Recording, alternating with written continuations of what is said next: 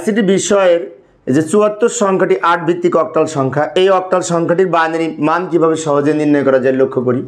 প্রথমে এই 7 এবং 4 এখানে আমরা লিখে নিব। লেখার পরে এইগুলোর সমকক্ষ বাইনারি মান লেখার জন্য 3 বিট করে বাইনারি মানের রূপান্তরের জন্য আমরা একটা কাজ করতে পারি। এখানে এই 421 এই কোডের হেল্প নিতে পারি, কারণ অক্টাল হচ্ছে 3 বিটের কোড।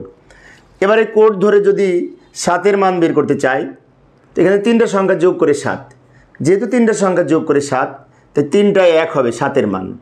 এই 3টা 1 7-এর নিচে লিখব।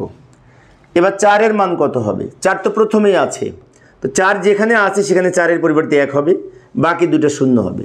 এটা হচ্ছে 4-এর 3 বিট বাইনারি, 4-এর নিচে লিখব, এই 4-এর নিচে। এইবার আমরা একসাথে লিখব, প্রথমটা প্রথমে, শেষেরটা শেষে লিখে উভয় দিকে ব্র্যাকেট দিয়ে ভিত্তি হিসাবে 2 লিখব, কারণ আমরা জানি বাইনারি সংখ্যার বেজ হচ্ছে 2।